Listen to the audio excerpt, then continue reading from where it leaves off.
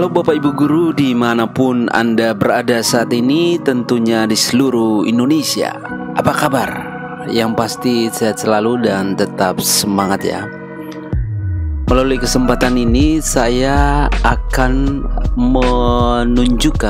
menyampaikan materi tentang filosofis pendidikan nasional Ki Hajar Dewantara. Koneksi antar materi, kesimpulan dan refleksi dari modul 1.1.A.8. Pendidikan menurut Ki Hajar Dewantara. Pendidikan adalah suatu proses yang tidak diam. Pendidikan harus terus berubah dan berkembang sesuai dengan kondisi zaman dan kondisi peserta didik.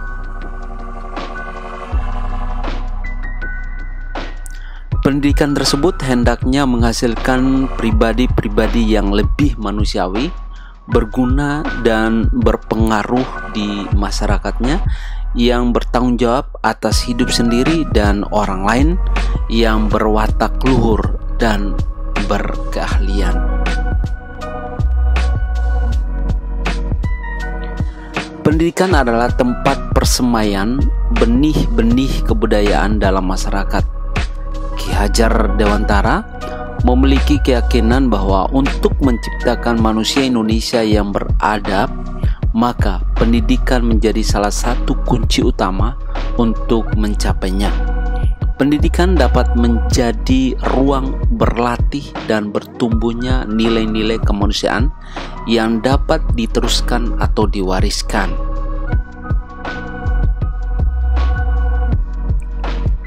Selanjutnya di sini ada pendidik yang menuntun. Menjadikan peserta didik sebagai pusat pembelajaran dapat memberi ruang lebih bagi anak untuk meniti sukses sesuai dengan potensi diri.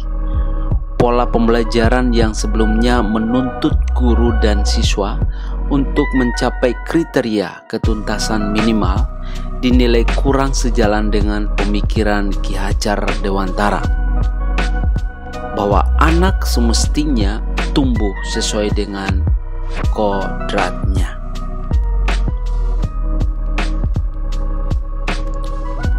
Tugas seorang pendidik tidak lain hanyalah menuntun murid untuk menemukan minat, bakat, dan kompetensinya, bukan menuntut nilai tinggi.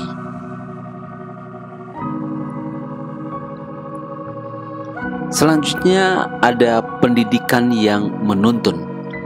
Ki Hajar Dewantara mengemukakan bahwa pendidikan bertujuan untuk memberi tuntunan pada siswa agar mereka mencapai kebahagiaan dan bertumbuh menjadi individu yang berkarakter, mandiri, dan sesuai dengan kodrat tumbuh kembangnya sebagai seorang anak. Pendidikan yang diberikan kepada anak berdasarkan pemikiran Ki Hajar Dewantara harus berorientasi pada anak, sehingga sebagai guru harus bisa memberikan kebebasan kepada anak untuk mengembangkan ide, berpikir kreatif, mengembangkan bakat atau minat siswa sebagai individu unik dengan potensinya masing-masing. Kebebasan yang diberikan guru bukanlah dengan melepaskan siswa untuk sepenuhnya belajar sendiri, melainkan dengan memberi contoh, tuntunan, serta arahan agar siswa dapat lebih berkembang. Pendidikan menurut Ki Hajar Dewantara pada dasarnya adalah memberikan pendidikan yang menuntun pada siswa. Guru yang menuntun yaitu guru yang berjalan bersama anak dalam membantu anak untuk menemukan dan menggali bakat dan minat yang ada pada dirinya. Selanjutnya ada guru adalah pamong. Guru adalah pamong melalui pendidikan bertujuan untuk membantu dan menjadi fasilitator bagi siswa. agar mampu menebalkan garis samar-samar kodrat anak, sehingga anak dapat menemukan kemampuan dasar yang diberikan oleh Tuhan kepadanya.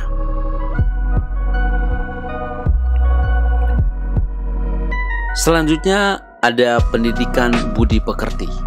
Menurut Ki Hadjar Dewantara, budi pekerti atau watak atau karakter merupakan perpaduan antara gerak pikiran, perasaan, dan kehendak atau kemauan sehingga menimbulkan tenaga. Budi pekerti juga dapat diartikan sebagai perpaduan antara cipta atau kognitif, karsa atau afektif sehingga menciptakan karya atau psikomotor.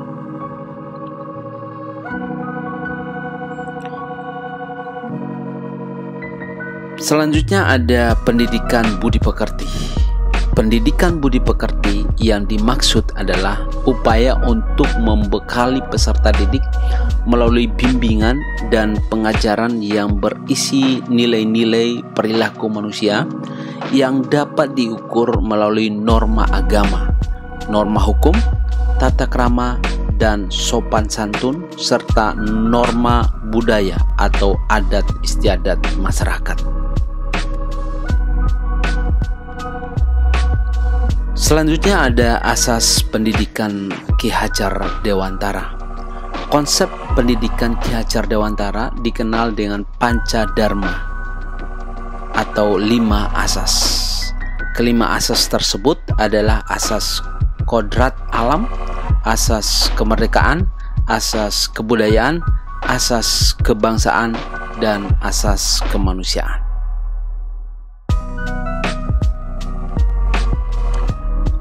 Pendidikan adalah tempat persemaian benih-benih kebudayaan dalam masyarakat.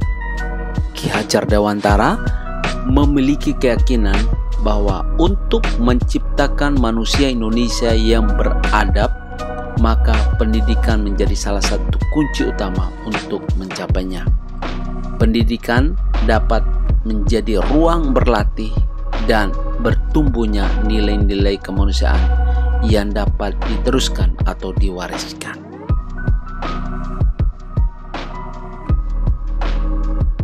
Selanjutnya ada dasar-dasar pendidikan yang menuntun. Dasar belajar atau asas yang digagas oleh Ki Hadjar Dewantara dalam perguruan taman siswa adalah Panca Dharma, yaitu asas kemerdekaan, asas kodrat alam, asas kebudayaan, asas kebangsaan, dan asas kemanusiaan. Dasar pokok pendidikan menegaskan bahwa pendidikan itu adalah untuk mendidik akhlak dan jiwa. Selanjutnya, kodrat alam dan kodrat zaman. Kodrat alam merupakan kondisi anak sejak lahir yang dipengaruhi kultur budaya dan lingkungan tempat anak berada. Sedangkan kodrat zaman adalah perubahan yang selalu terjadi dari waktu ke waktu. Anak berhak mendapatkan pendidikan dengan cara yang sesuai dengan kodrat alam dan kodrat zamannya sendiri.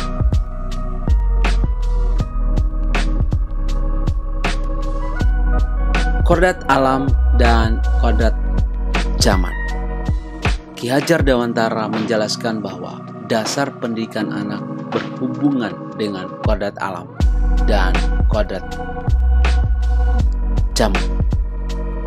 Kodrat alam diartikan sebagai lingkungan alam tempat peserta didik berada, baik kultur budaya maupun kondisi alam geografisnya.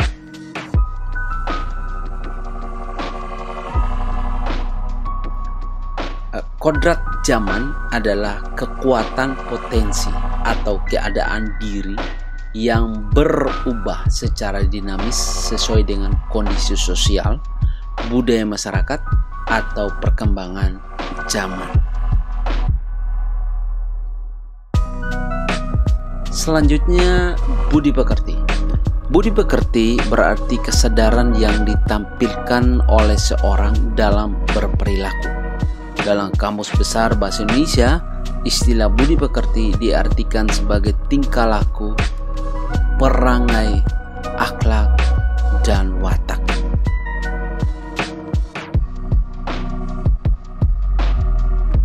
Ki Hajar Dewantara beranggapan bahwa budi pekerti adalah kemampuan kodrat manusia atau individu yang berkaitan dengan bagian biologis dan berperan menentukan karakter seseorang.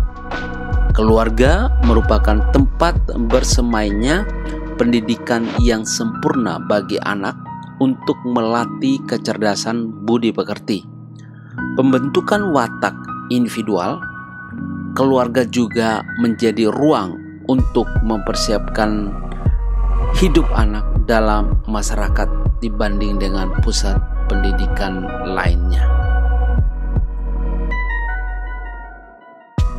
Keluarga menjadi ruang bagi anak untuk mendapatkan teladan, tuntunan, pengajaran orang tua. Keluarga juga dapat menjadi tempat untuk berinteraksi sosial antara kakak dan adik, sehingga kemandirian dapat tercipta karena anak-anak saling belajar antara satu dengan yang lain dalam menyelesaikan persoalan yang mereka hadapi. Oleh sebab itu, peran orang tua sebagai guru, penuntun, dan pemberi teladan menjadi sangat penting dalam pertumbuhan karakter baik anak.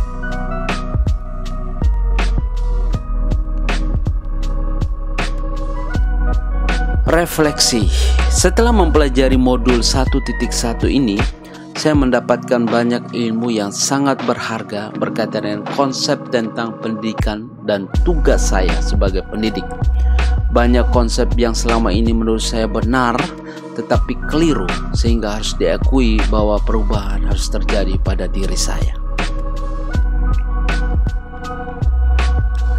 Ada beberapa perubahan yang harus dilakukan. Yang pertama, dalam hal mendesain pembelajaran yang lebih kontekstual dan berpusat pada peserta didik. Kemudian yang kedua, pembelajaran yang asik dan menyenangkan. Ketiga, pendidik yang menjadi contoh dan teladan.